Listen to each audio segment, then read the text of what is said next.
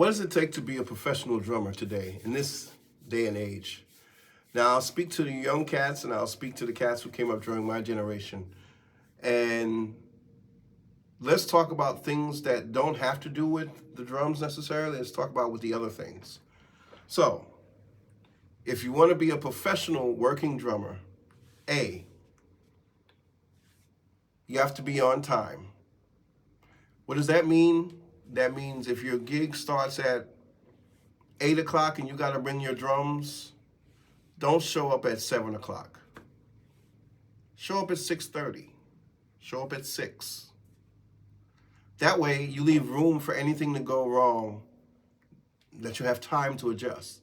And you have time to set your drums up in the room, and the room can get acclimated to the drums and the drums can get acclimated to the room. That's a simple thing. That's something that we all should know. B, being prepared. Know the music. If you're given some music ahead of time, don't wait till the last minute to learn the music. Do that ahead of time. I like to learn music way in advance. So like I always give you guys an example. If I'm given, let's say 15 tunes and I have 14 days, 2 weeks, right?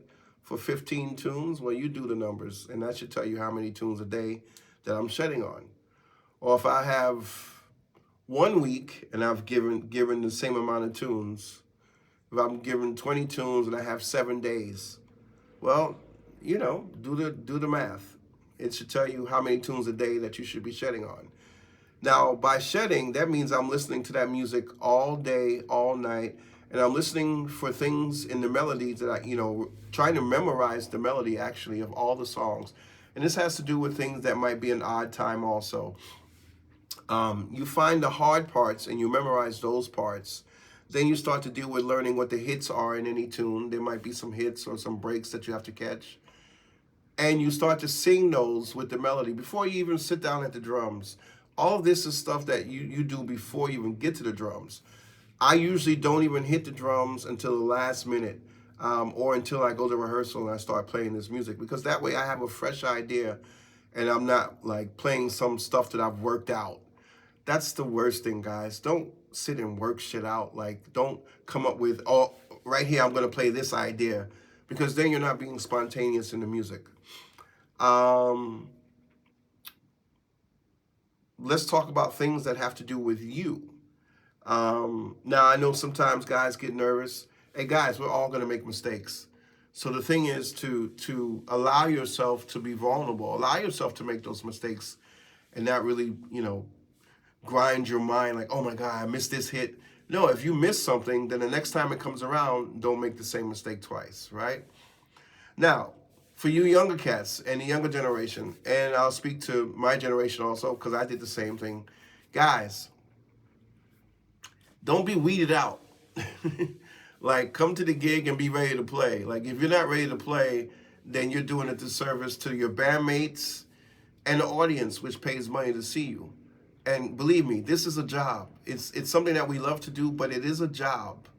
So come prepared to play. Don't be drunk. Don't be weeded out. No, we learned a lesson from the old school cats. That's not what you want to do. So be prepared to play. Also, come with the right attitude to play too. Like, come in service of the music. No one is bigger than the music. Trust me, no one is bigger than the music. So come prepared to give something to the music that helps, elevate the music. It's not about you. It's not about I. It's about the we. Now, let's talk about the musicians also, who may be able to travel and do what they do. A, lobby calls. Don't be the last guy down to the lobby call. If you ask about Greg Hutchinson, oh, that's me. I've always been the first one down in the lobby. I'm there usually before the road manager. Why? Because if you don't see me, that means that I'm sick or something's wrong. And I've been traveling over 30 years on the road now, so I know what I'm talking about. Always, always, always. That's one thing that I pride myself on, being first. Let's see.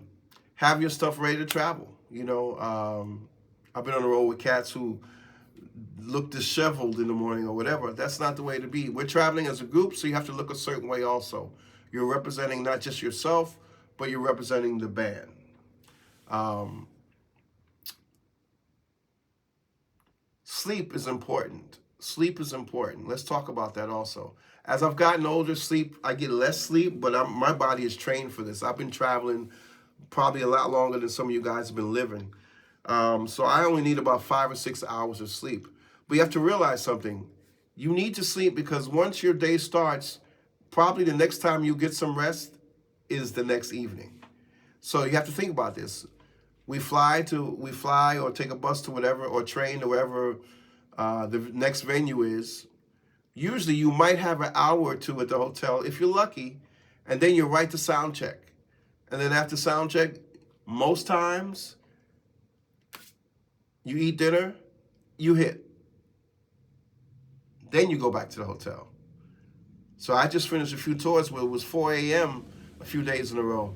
So guess what? There's no sleep because you hit the gig and you come back to the hotel. Usually guys are up. Your energy is like this.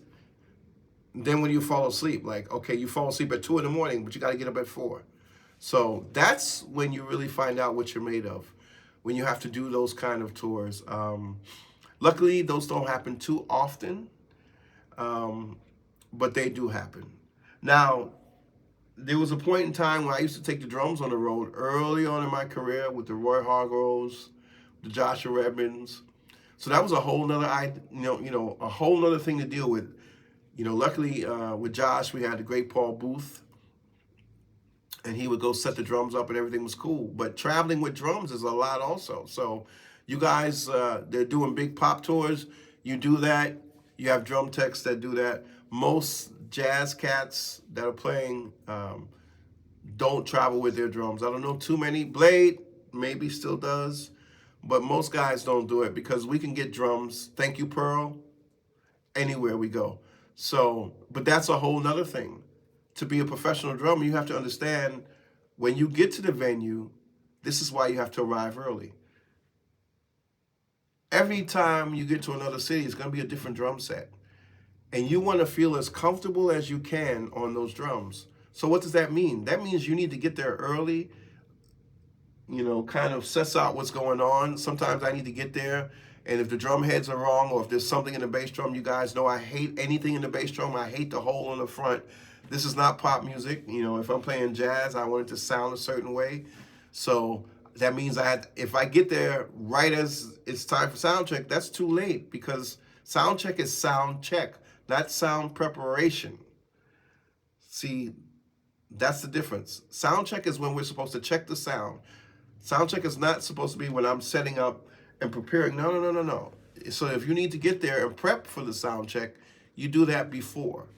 If that means changing heads or whatever, and then that gives you a chance to sit down with the drums and play the drums. So these are really some of the simpler things. But let's talk about the other stuff also. Traveling on the road, checking into hotels, something you have to make sure you have.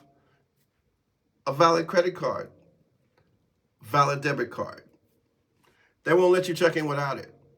I've been stuck sometimes. You get to a certain place, they don't take certain cards, whatever. Luckily, I've always been with cool people. So these are some things that are so important. Make sure you have this stuff together. And also, no trashing of the hotel rooms. If you take stuff from the minibar, pay for stuff from the minibar. Because you know why? That comes back on management. And ultimately, if you do it too much, they just get rid of you. So these are things that I never see in videos that people talk about. But these are some of the most important things. Now, let's talk about some other things that, you can give or take which way you feel about these. In the early 90s, we used to dress a certain way. We were suit and ties all the time. With Ray Brown, it was suit and tie all the time. For me now, depending on the gig, it can be that, but I don't need to do that anymore. I did that already. So as long as you look presentable, which means to me, guys, I'm sorry, I don't mean to offend any of my friends here, but shoes are kind of, you should wear some shoes on the gig. I mean, that's just my opinion. If we're playing jazz music, we don't have to, look like Duke, but we still should look presentable. And a lady told me one time, why do I see guys on stage with sneakers on? Are you guys going to play basketball or play music? And at the time, I didn't think anything of it. But she does have a valid point. Now, mind you, if I'm playing outside and it's a picnic or something like that, or if I'm playing a festival and it's, okay, there's times where I don't mind that, okay. But if you're playing Lincoln Center, don't show up in sneakers. No. Matter of fact, if you're playing Lincoln Center, maybe show up in a suit, or depending on the venue, just look presentable for it. Let's just say this, look presentable for wherever you're playing. Let's leave it at that. Now, these are just some of my tips and some of the things that I've experienced and some of the things that help you to become a working professional drummer. And this is for all levels, though. This doesn't exclude any level of professionalism. Let's say if you're playing in a bar on the weekend, there's a certain etiquette to that also. Like, you should uphold all these things to like the highest degree, because this is what we do. So I think being on time, being prepared, being a nice guy. If you're an asshole, nobody wants to work with you. Attitudes don't work. Being in service of the music and just giving your best. So these are my tips on how to become a working professional drummer. But before all of that, you really need to have this together also. So studying, learning as much as you can, and even as you're becoming that professional drummer, keep studying, keep working hard, never stop. So if you have any questions, you guys know what to do. Please like and subscribe that little box on the side of this video, on all my videos, and pass this on to all your friends. Happy holidays, guys.